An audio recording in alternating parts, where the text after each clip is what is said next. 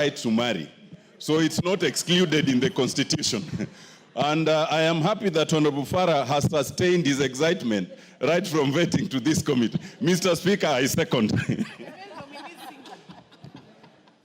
Order member on the feet, take your seat. Who is that member with his back to the Speaker? Take your seat.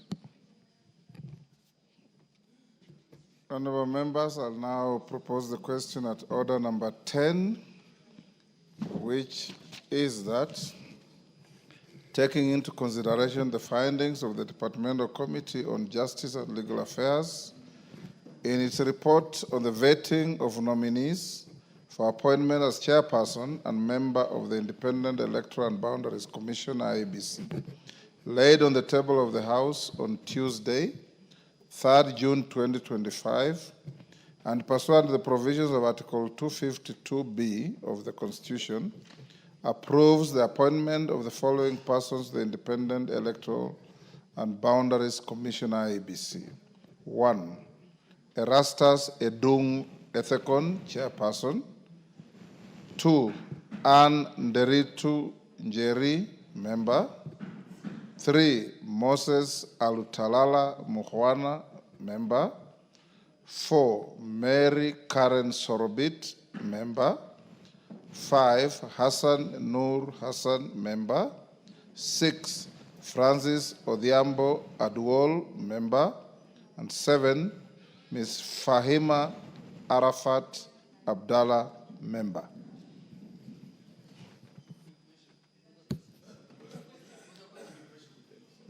Kamket, how many honorable members, how long do you want us to take on this?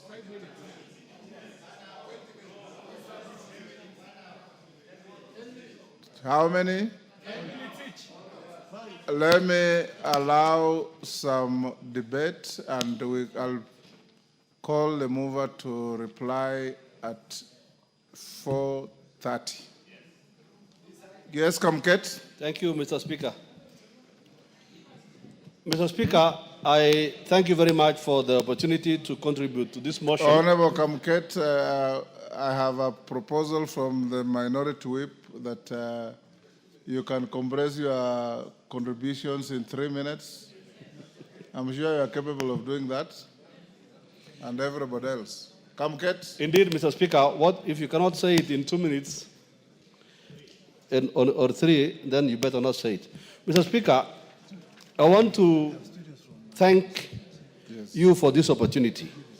First of all, Mr. Speaker, I want to thank you for the ruling you made that the vetting of these commissioners or proposed nominees continues, because the attempt to block Parliament would not have been constitutional. Mr. Speaker, the delay in the appointment or in the nomination of the IEBC has been very costly to this country. Indeed, Mr. Speaker, as I speak, I feel for the people of Banisa constituency, Msambweni constituency, Magarini constituency, Ugunja, Mbeere North, Malava, as well as the constituency of the nominated member left by Honorable John Mbadi. As well as, Mr. Speaker, the several ward vacancies that have been caused by the delay in the delay of the constitution of this commission.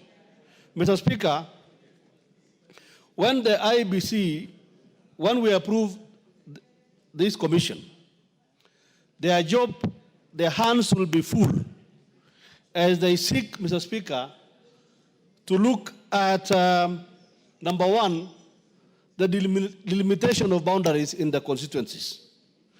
In fact, Mr. Speaker, one of the constituencies I believe as we move forward that needs to be divided into 3 is Tiati constituency. Tiaty constituency deserves to have 3 members of parliament. It's not because that I'm not capable of representing Tiaty as it is now, but the size and the population, Mr. Speaker, sir. Mr. Speaker, sir, the commission needs time to look at the operationalization of the KIMS kits, because that is one of the major revolutionary achievements that we achieved as we reformed our constitution and we reformed the IEBC Act at the beginning. Mr. Speaker, one of the most important things in our election cycle is this thing called KIMS. And I want to tell all those lazy politicians who always want to blame the referee. Mr. Speaker, I have hardly spoken. And I see the red light is there. Mr. Speaker,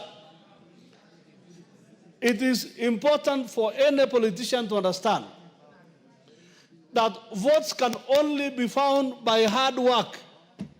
All those politicians who come and blame the referee, Mr. Speaker.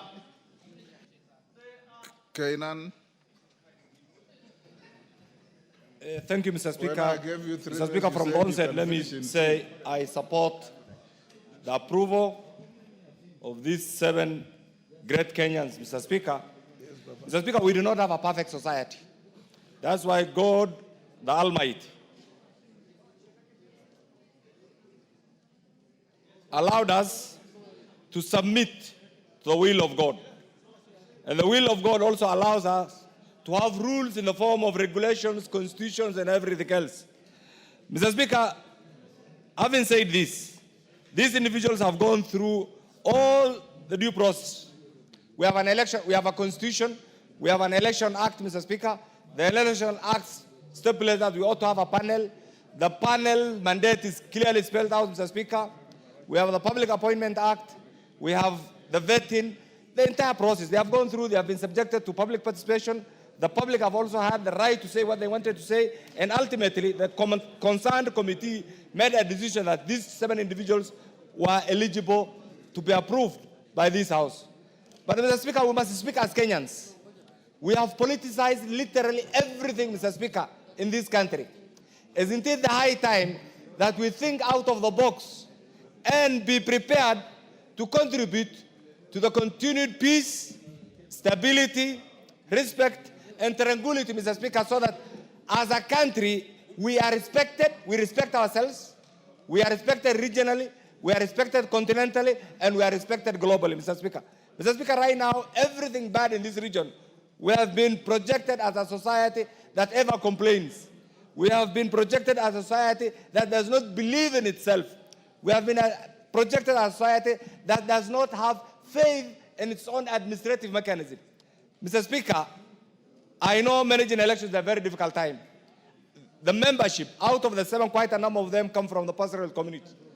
Wherever they are, I want to ask them this.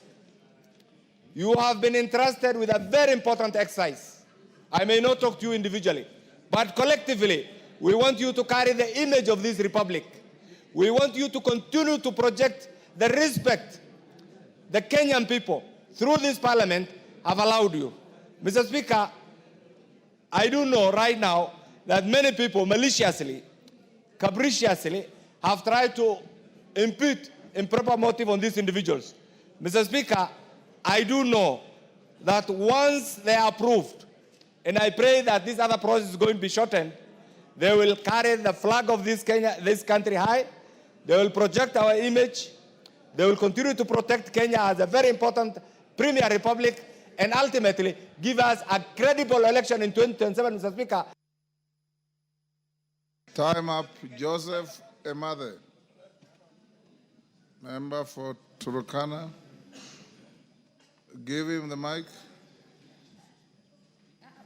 Speaker, I want to thank you so much for this opportunity. First, allow me to thank the committee that was able to vet and bring out a good report of these people. Honorable Speaker,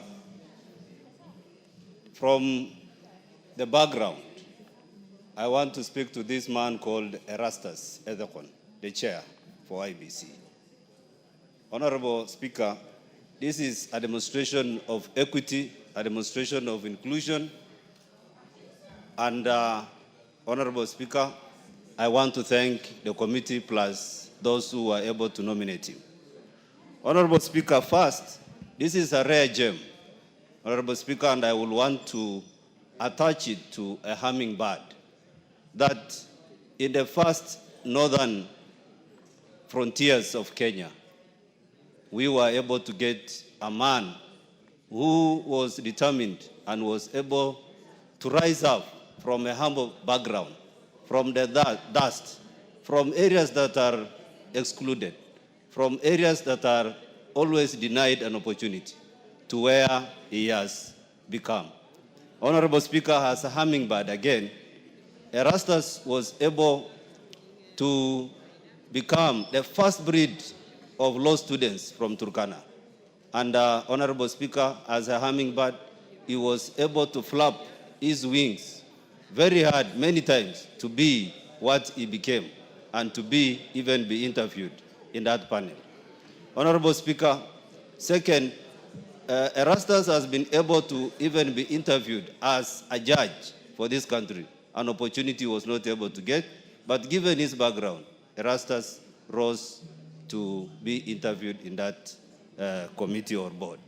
Honorable Speaker, as at now, I want to say as a hummingbird, this Erastus will be able to go fast and even be able to land at an opportune time. Second, this guy will be able to even maneuver in the darkness and be able to get the direction. And Honorable Speaker, this is a man that I know, given our democracy, he will be able to be acquitted with whichever that is required and be able to give us a drop of what it means to have a fair election. Thank you, Honorable Speaker. I submit. Zamzam. Asante sana Mheshimiwa Spika, na mimi niweze kupongeza kamati ambayo iliweza kuwapiga msasa hawa makamishna, wakahakikisha kuwa baada ya muda mrefu Wanakenya walikuwa wanauliza tunaelekea wapi, mwisho wakawapa jawabu kuwa ni hawa ambao wameteuliwa. Mheshimiwa Spika, niweze kuwapongeza makamishna wote ambao wameteuliwa wakiongozwa na mwenyekiti wao, na niseme kuwa kama Wanakenya tunafurahi kwa sababu tumeona wamechanganya. Leo tumepata chair ambaye ametoka katika jamii ambayo ni ya wachache, na hii inaonyesha kuwa Kenya tumekubali uongozi ni kutoka mahali popote. Mheshimiwa Spika, Mheshimiwa Spika, mimi hasa ninasimama kwa sababu ya mtoto wangu ama mwanangu ama niseme mtoto wa Pwani, Faima, ambaye ametoka katika jamii ndogo sana kule Shela. Mheshimiwa Spika, nilikuwa nafuatilia vetting yao wakati unapigwa msasa, na nilikuwa naangalia maswali vile yanavyoulizwa katika ile kamati, na nikasema huyu mtoto ama youth amekuwa na ujasiri mkubwa sana, na ameshika bendera ya vijana wetu katika taifa kwa kuweza kuonyesha kuwa pia vijana wana nguvu na ari ya kushika katika sehemu kama hizi ambazo ni sehemu kubwa sana katika taifa. Mheshimiwa Spika, mimi napenda kuombea Mungu, najua hino kazi na mitihani mingi sana, lakini nawaombea Mungu inshallah wakati ambapo utafika wa kuanza kufanya kazi zao, wao wanaweza kulindwa na Mwenyezi Mungu na wasimame na haki na usawa. Hatutaki kuangalia ama kuona maafa katika taifa, tunawategemea kutoa haki kwa wananchi. Na Faima, mimi nasema kama mama kaunti wa Mombasa, na kuombea Mungu sana. Umetuheshimisha wanawake, na umeheshimisha vijana. Ulizungumza kwa ujasiri, umeonyesha elimu yako ilipofikia, na mimi napenda sana na nimependezwa sana, na kuombea Mwenyezi Mungu na azidi kukubariki pamoja na wenzako, na Kenya izidi kuenda mbele. Kwa hiyo tuko tayari kwenye uchaguzi. Mheshimiwa Spika, asante sana. Majority Leader. Thank you, Honorable Speaker. Honorable Speaker, allow me also to rise in support of this motion for the approval of the nominees for the IEBC Commission. Honorable Speaker, first is worth noting, Honorable Speaker, that as much as the committee and the panel have done a very good job in vetting these nominees. First, the panel in interviewing them and the committee in vetting them. We have been without an IEBC commission now for the last almost 3 years. And we are indeed 3 years late in establishing an IEBC commission. That's why, Honorable Speaker, I agree with you when you said that there is nobody under our constitution who can injunct us from either vetting or approving these names. Honorable Speaker, I also want to speak to those who are in the judiciary to be considerate of the circumstances that we are in as a nation. Honorable Speaker, moving on to the nominees, it's saddening, Honorable Speaker, that because of politics, a number of us out there had started demonizing some of these nominees, largely on account of where they come Leader, from. although you are entitled 15 minutes, but I want you to be considerate and speak for much less. I will endeavor to do that, Honorable Speaker.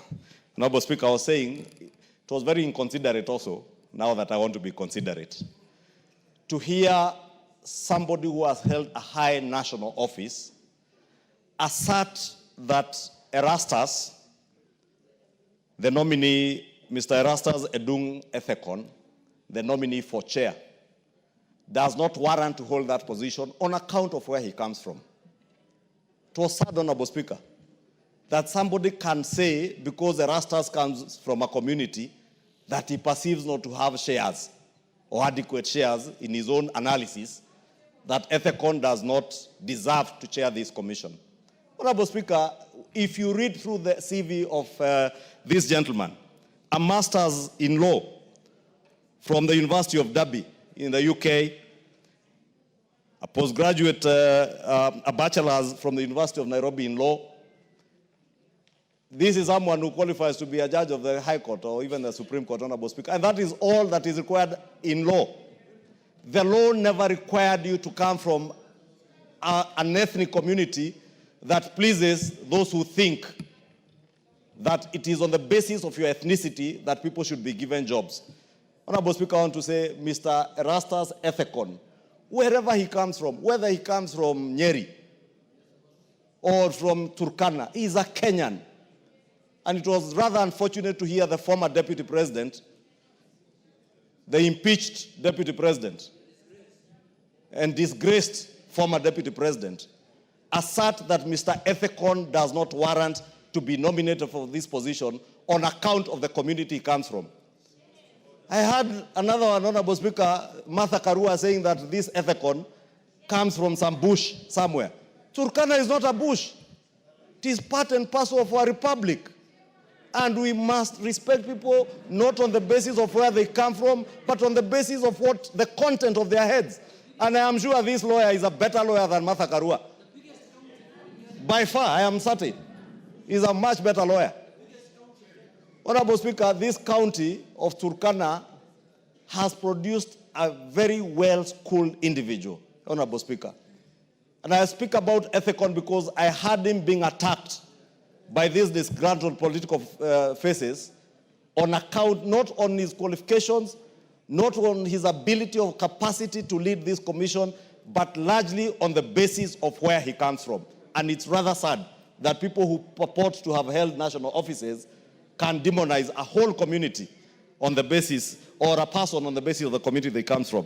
And I want to say this, Erastus, looking at his CV, just like the CVs of all these other nominees, are people who qualify to serve the Republic of Kenya as commissioners of an independent electoral and boundaries commission, Honorable Speaker. And as I said, we are rather late in establishing this commission, Honorable Speaker.